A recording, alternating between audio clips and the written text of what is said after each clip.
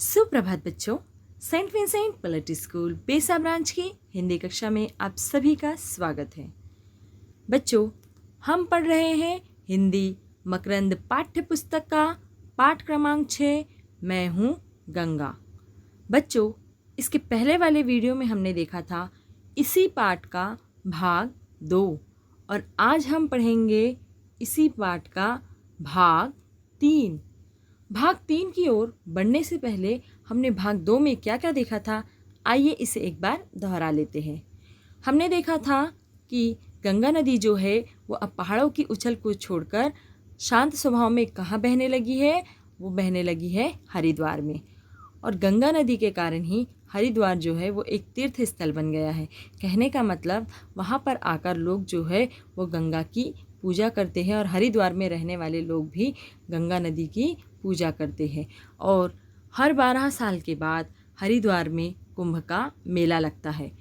हरिद्वार से आगे बढ़ते हुए गंगा नदी जो है वो कानपुर पहुंचती है और कानपुर में पहुंचने के बाद वहां से वो इलाहाबाद पहुंचती है और इलाहाबाद जिसका प्राचीन नाम था प्रयाग, वहां पर आकर वो अपनी बहन यमुना से मिलती है और दोनों बहनों के मिलन को ही संगम कहा जाता है। और इलाहाबाद में भी 12 साल के बाद कुंभ का मेला लगता है। गंगा जो है अब इलाहाबाद से निकलकर कहाँ पहुँचती है, ये पहुँचती है वाराणसी। वाराणसी जिसका प्राचीन यानी पुराना नाम है काशी। इसे आजकल लोग बनारस और वाराणसी के नाम से भी पुकारने लगे हैं। यहाँ मेरे तट पर बहुत सुंदर घाट बने हुए हैं। क्या कहा गया है कि बनारस के किनारे पर सुंदर सुंदर घाट बने हुए हैं और वाराणसी को भी लोग गंगा नदी के कारण क्या कहते हैं, एक तीर्थ स्थल, यानी वहाँ पर भी वाराणसी पर भी गंगा की पूजा की जाती है।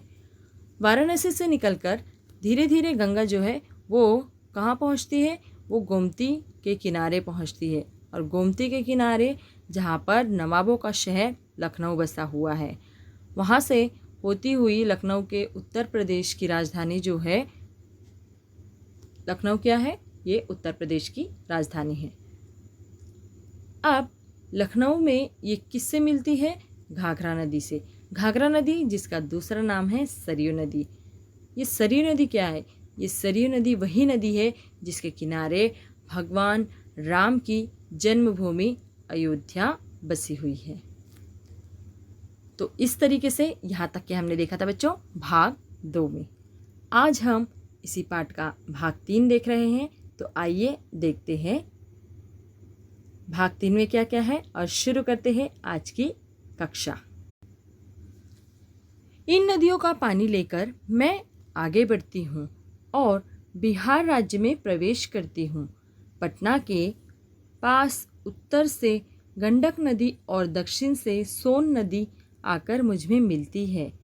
कुछ और आगे बढ़ने पर कोसी नदी भी मुझ में आकर मिल जाती है। इस क्षेत्र में मेरा पानी गहरा है।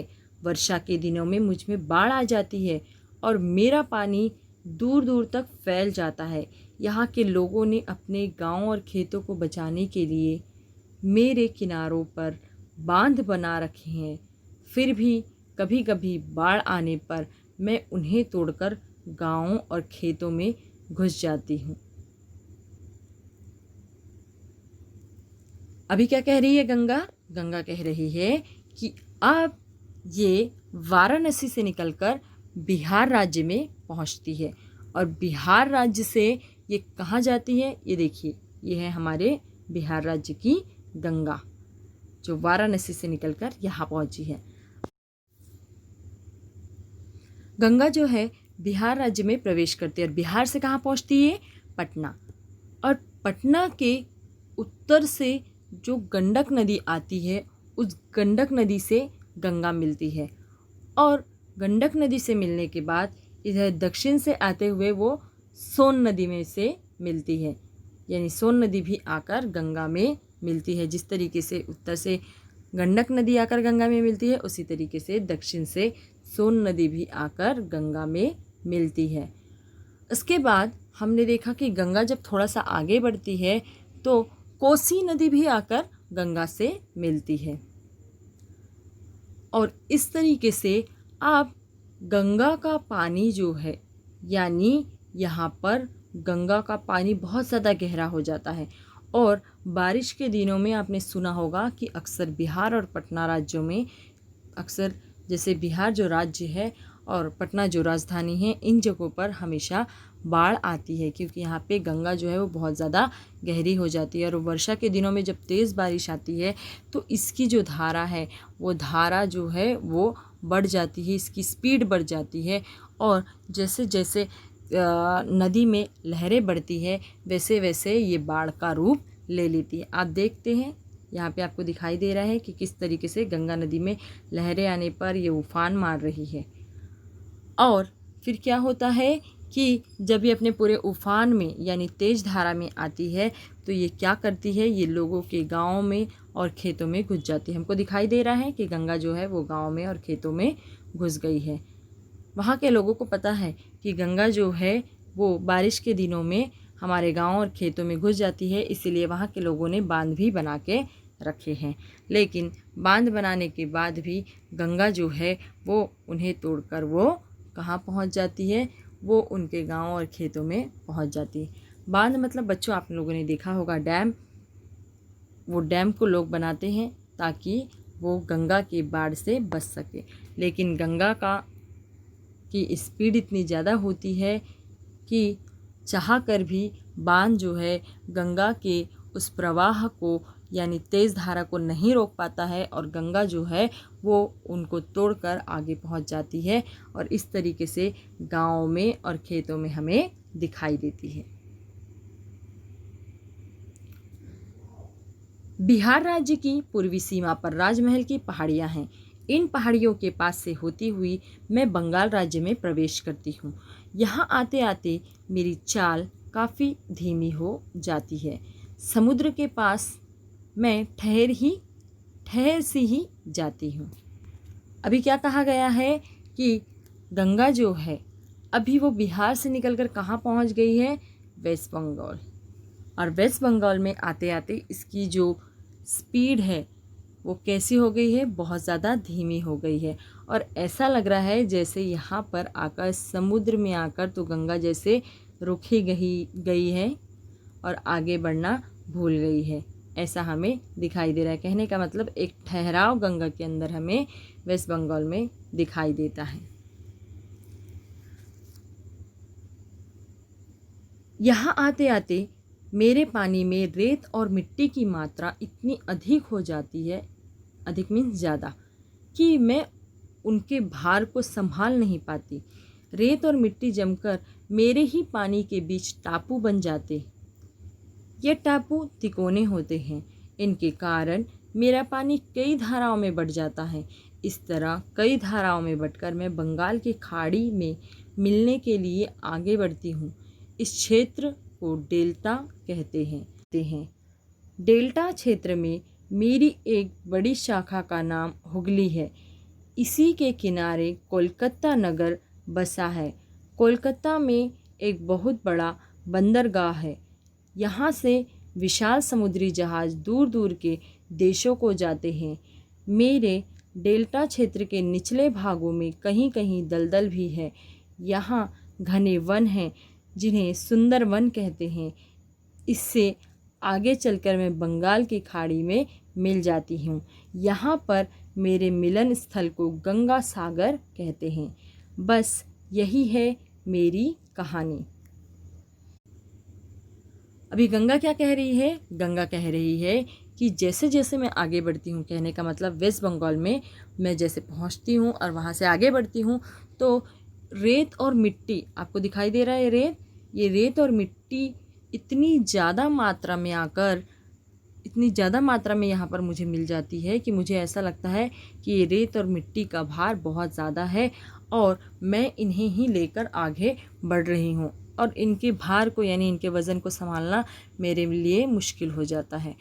तो ये रेत और मिट्टी जो है ये क्या करते हैं, रेत और मिट्टी जमकर मेरे ही पानी के बीच टापू बन जाते हैं। टापू मतलब यानी देखिए आपको दिखाई दे रहा होगा कि ये इस तरीके से टापू बन जाते हैं। रेत और मिट्टी जो है ये 3 कोने में बट जाते हैं और 3 कोने में बटने के कारण जो है इसे तिकोने भी कहते हैं।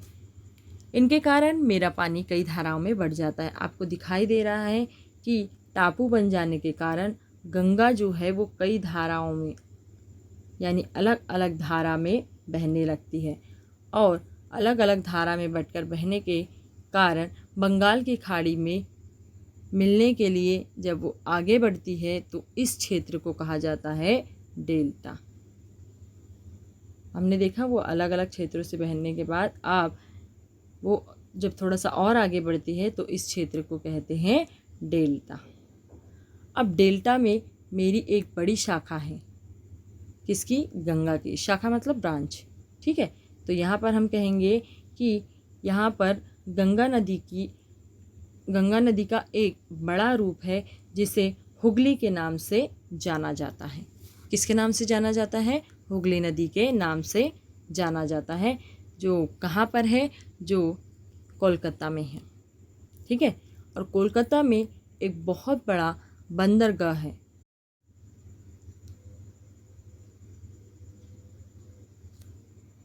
कोलकाता एक बहुत बड़ा बंदरगाह है और यहाँ से विशाल समुद्री जहाज़ दूर दूर के देशों में जाता है।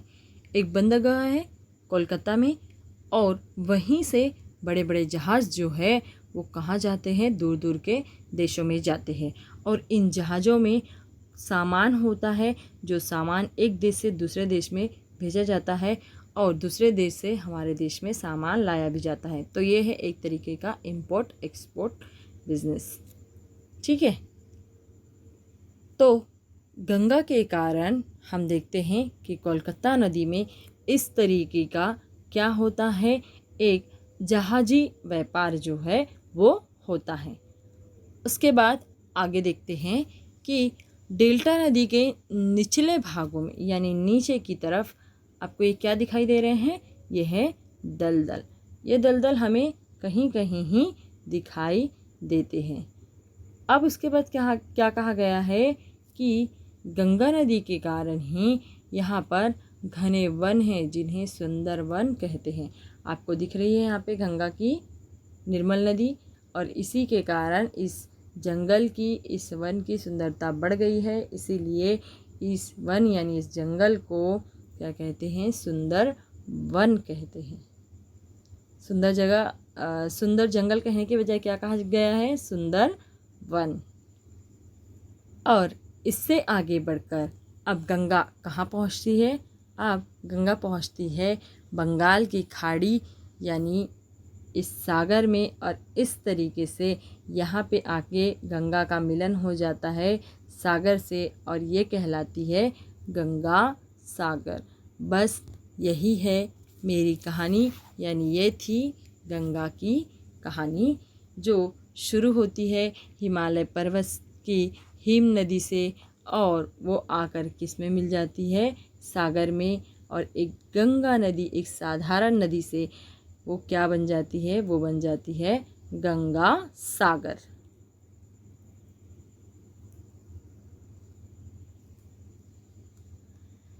आशा करती हूँ बच्चों आपको पाठ 6 मैं हूँ गंगा का भाग 3 समझ में आया होगा। आइए बच्चों अब हम इसके शब्दार्थ देख लेते हैं। गंगोत्री यानी हिमालय की चोटी, चोटी मतलब सिर, जहाँ से गंगा नदी निकलती है। जलप्रपात यानी झरना। संगम यानी मिलन या मिलना।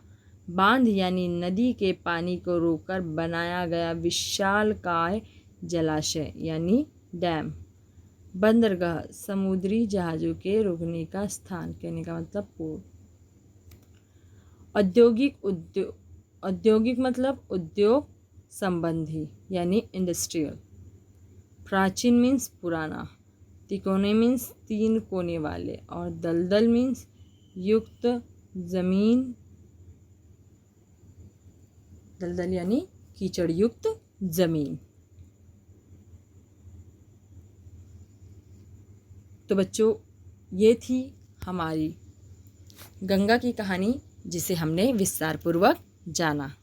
आशा करती हूँ बच्चों आपको इस पाठ के भाग 1, भाग 2 और भाग 3 बहुत अच्छे से समझ में आए होंगे।